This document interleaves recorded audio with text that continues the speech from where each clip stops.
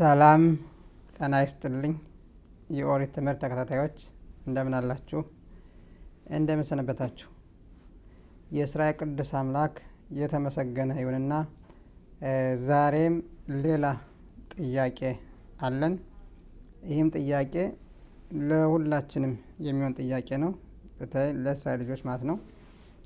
ይህ ማለት እስራኤል ሀገር ገብተን በምንኖርበት ጊዜ ምን ነገር ማድረግ አለብን? ኦሪትስ በዚህ ጉዳይ ላይ ምን ትላለች? የሚል ጥያቄ ነው። እንግዲህ ይህ ጥያቄ የሁሉም ይሁዲ ዋና ጥያቄ የሆነበት መሰረት ለሕይወታችን ዋና ነገር ስለሆነ ማለት ነው። ይህ ማለት የዓለም ፈጣሪ ወደ እስራኤል ቅዱስ ምድር ከመግባታችን በፊት የዓለም ፈጣሪ የእስራኤል ልጆች በእስራኤል ምድር ገብተው በሚኖርበት ጊዜ ምን ማድረግ እንዳለብን የታዘዝነው ትእዛዛት ነው ማለት ነው። ይህም እንዲህ ይላል። ዘዳግም ምዕራፍ 6 ቁጥር 1 ላይ በዞት ሀሚጽባ החוקים והמשפטים אשר ציווה אדוני אלוהיכם ללמד אתכם לעשות בארץ אשר אתם עוברים שמה דרשתה למען תירא את אדוני אלוהיך לשמור את כל חוקותיו ומצוותיו אשר אנוכי מצווך אתה ובנך ובן בנך כל ימי חייך ולמען יארכון ימיך ושמעת ישראל ושמרת לעשות אשר ייטב לך ואשר תרבו מאוד כאשר דיבר אדוני אלוהי אבותיך לך ארץ זבת חלב ודבש ይላል። ይህ ማለት ከዚህ ምንድን ነው የሚያስተምረን? የዓለም ፈጣሪ ወደዚህ ምድር ወደ እስራኤል ቅዱስ ምድር በገባን ጊዜ የኦሪትን ሕግና ስርዓት ብቻ እንድንጠብቅ ነው ማለት ነው። እነዚህ የኦሪት ሕግጋት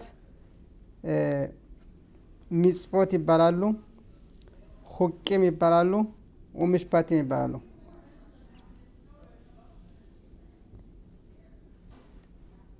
እና እነዚህ ለምሳሌ ሁቂም የሚባሉት እኛ በደንብ ልንረዳው ማንችለውም ህጎች አሉ። ለምሳሌ ጼጼት ማድረግ በእስራኤል ምድር በሚኖር ጊዜ ሀፍራሻት ኋላ እንደዚህ የሚባሉት ነገሮች አሉ። ብዙ ነገሮች ያሉ ማለት ነው። ኖራ እነዚህ ነገሮች የሚበሉና የማይበሉ አሉ። እና ልጆቻችን ይህን ነው ማስተማር ያለብን ማለት ነው፣ የፈጣኝ ህግና ስርዓት። ከዚህ ውጭ በእስራኤል ሀገር ሌላ አይነት ትምህርት ማስተማር እንደሌለብን ነው እንግዲህ የሚነግረን። ሌላ አይነት ትምህርት ከተማርና ካስተማርን ደግሞ የዓለም ፈጣሪ ቅጣት ያመጣል ማለት ነው። ነገር ግን ይህንን የዓለም ፈጣሪ ያዘውን የኦሪት ህግና ስርዓት ትምህርት ለልጆቻችን በምናስተምርበት ጊዜ እነሱም በዚህ መንገድ ስለሚሄዱ ሁሉም ነገር መልካም ይሆንላቸዋል ማለት ነው፣ ፈጣሪ ራሱ እንዳዘው ማለት ነው። ስለዚህ የልጅ ልጆቻችን ሁሉ እናስተምር ታዘናል ማለት ነው። ለምሳሌ አንድ ሰው ልጁ አለ፣ የልጅ ልጁ አለ። እስከ 3 ትውልድ ልጁን በዚህ በኦሪት ህግና ስርዓት እንዲሄድ ማስተማር እንዳለበት ነግረን ማለት ነው። በእርግጥ ዛሬ እያንዳንዱ አባት ልጁን ለማስተማር ብዙ የኦሪት እውቀት ስለሌለው ልጁን በተለያዩ የኦሪት ህግና ስርዓት የሚማሩበት ትምህርት ቤቶች አሉ። ከትንሹ ከጋን ኢላዲም ወይም ከመዋለ ህጻናት ጀምሮ ታልሙድ ቶራ የሚባል አለ። ከዚያም የሽባ ክታና የሽባ ግዶ ላይ ያለ ይሄዳል ማለት ነው። ትዳር እስከሚመሰረቱ ድረስ በዚህ ትምህርት ይቆያሉ ማለት ነው። ስለዚህ እያንዳንዱ ይሁዲ በእስራኤል ሀገር በሚኖርበት ጊዜ እነዚህንን የኦሪት ሕግና ስርዓት ነው የሚማረው ማለት ነው። በእነዚህ ትምህርት ውስጥ ምን አለ? ከሰው ጋር እንዴት መኖር እንዳለብን፣ ሰውን ማክበር፣ አባት እናትን ማክበር፣ ጓደኛን ማክበር፣ ከመጥፎ ነገሮች ከመጥፎ ሰዎች ጋር እንድንርቅ የሚሉት ነገሮች ያስተምረናል ማለት ነው።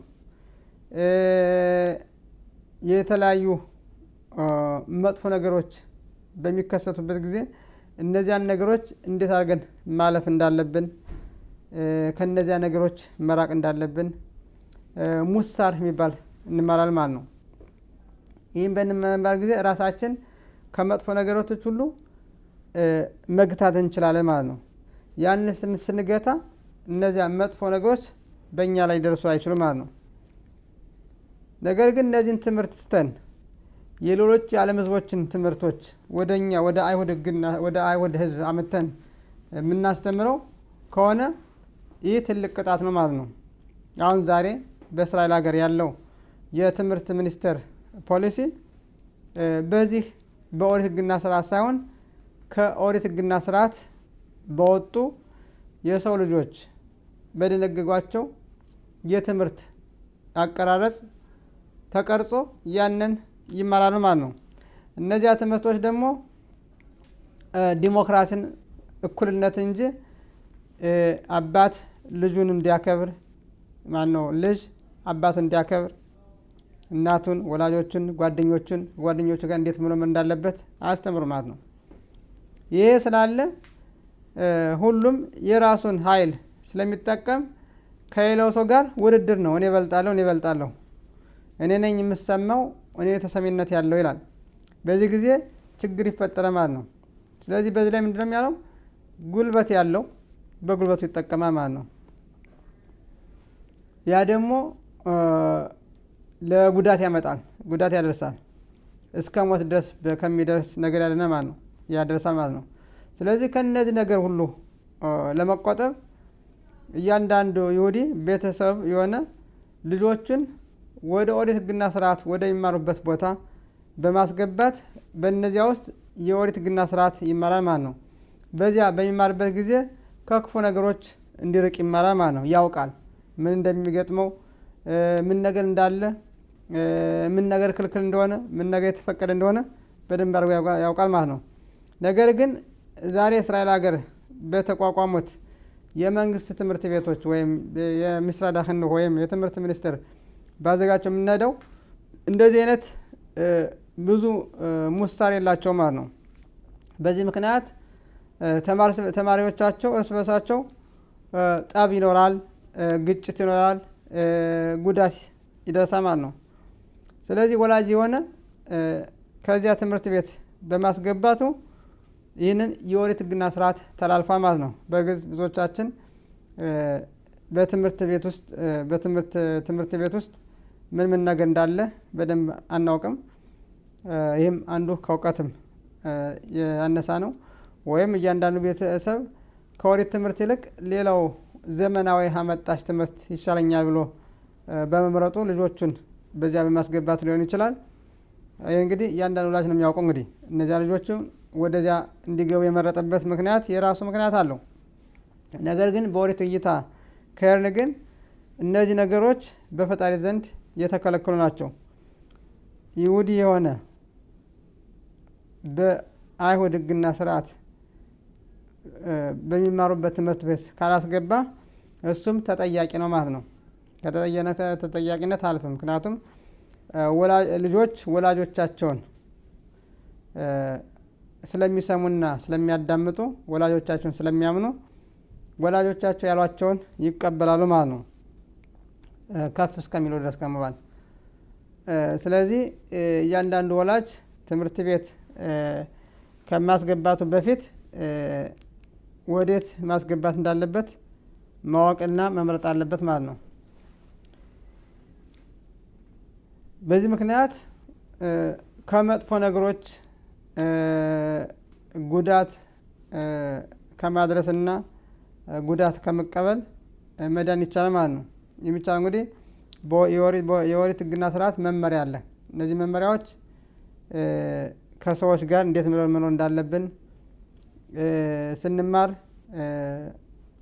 ነገር መተው፣ ከነገር አለመድረስ፣ ከጉልበት ይልቅ ይቅርታንና ስምነትን በመፈለግ ከሰዎች ልጆች ጋር አብረን በሰላም እንድንኖር ያደርገናል ማለት ነው። ከሰዎች ጋር እንዳንጋጭ በሰላም እንድንኖር ያደርገናል ማለት ነው። ይህ ከሌለ ግን ሁሉም ሰው በጉልበቱ በፈጣሪ በሰጠው ጉልበት ስለሚጠቀም ለራሱም ጉዳት ያደርሳል ማለት ነው። እንደሚታወቀው በአይሁድ ሕግና ስርዓት አንድ ንጉሥ የጻፈው ንጉሥ ሰሎሞን የጻፈው መጽሐፈ ኮሄለት ወይም በአማርኛ ቋንቋ መክብብ የሚባል መጽሐፍ አለ። ይሄ የሰው ልጅ ዓላማ ምን እንደሆነ በደንብ አድርጎ የሚያሳይ ነው። በዚህ መጽሐፍ ውስጥ አንድ ሰው ሌላ ሰው መጥፎ ነገር ሲያደርግ ያ መጥፎ ያደረገው ሳይሆን ለራሱ ነው መጥፎ ያደረገ ማለት ነው። ለምሳሌ አንድ ሰው ሌላውን ሰው ቢረግም ያርግማን 7 እጥፍ ነው የሚደርስበት ተመልሶ ማለት ነው። ልክ እንደዚህም ሁሉ አንድ ሰው በሌላ ሰው ጉዳት ከደረሰ ራሎ ነው የሚለው ለራሱ ተመልሶ ያ ጉዳት ለራሱ ብዙ እጥፍ ነው የሚደርስበት ማለት ነው። እና ብዙ ሰዎች የሚረዱት በሌላ መንገድ ነው። ግን እኛ በሰው ልጆች ላይ ጉዳት ስናደርግ ያደረግነው ተመልሶ እጥፍ ነው የሚደርስብን ማለት ነው። ስለዚህ ከነዚህ ነገሮች ሁሉ በመቆጠብ ከሰው ልጆች ጋር በሰላም በደስታ መኖር ይቻላል ማለት ነው። እንዴት ነው የሚኖረው? በመተው ነገሮችን እንዲሁ በማለፍ እያወቁ በማለፍ ሕግ አለ ብሎ እንደሚባለው ሕጉ ይጠብቀኛል ወይም ፖሊስ ይጠብቀኛል ወይም ወታደር ይጠብቀኛል ብሎ ሕግ አለ ብሎ መኩራት የለበትም ማለት ነው። ዛሬ ማንም ይጠብቀው የለም። ፖሊስም አይጠብቀንም፣ ሕጉም አይጠብቀንም። ስለዚህ የሚጠብቀን ፈጣሪ ብቻ ነው ማለት ነው።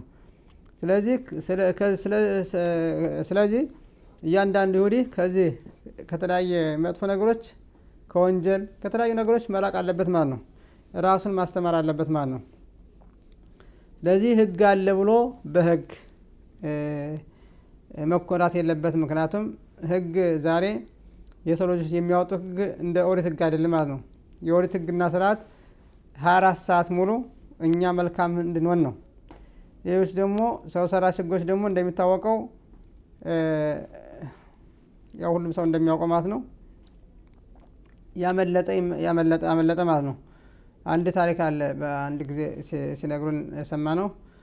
አንድ ፖሊስ የትራፊክ ፖሊስ ነው። መብራት ጥሶ ሲሄድ ያዘውና ያስቆመዋል።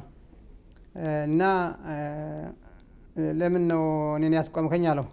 መብራቱ ስላለፍክን አለው። እነዚህ ለእኔ በፊት ያለፉት እነሱም አንድ ያምልጠዋል። እንግዲህ የተያዝኩ አንተ መቀጣት አለብህ ይባላል ነው። እና ምንድን ነው ሰው ማለት ሕጉ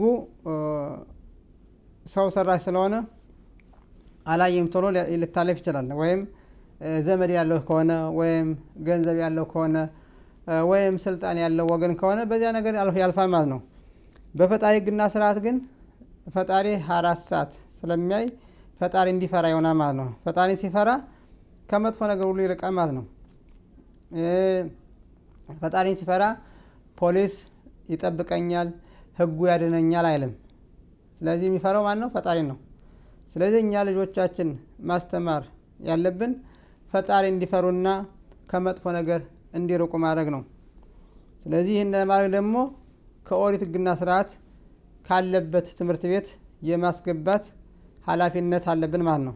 ይህም ታላቅ ኃላፊነት ለዘላለም ዓለም የሚቀጥል ማለት ነው። ይህን ካላደረግን ግን እኛም ወላጆች የሆነ በሙሉ ተጠያቂዎች ነን ማለት ነው። ስለዚህ እያንዳንዱ ይሁዲ ልጆቹን የኦሪት ትምህርት ካለበት ቦታ ማስገባት ግዴታ አለበት ማለት ነው። ይህን ካላደረግን እንግዲህ የፈጣሪ ሕግና ስርዓት ተላልፈናል ማለት ነው። እንግዲህ ልብ ያለው ልብ በል። እያንዳንዱ ሰው ነፃ ምርጫ አለው። የፈጣሪ ሕግና ስርዓት ጥሩ ነው ማለት ነው። ደህና ቆዩ።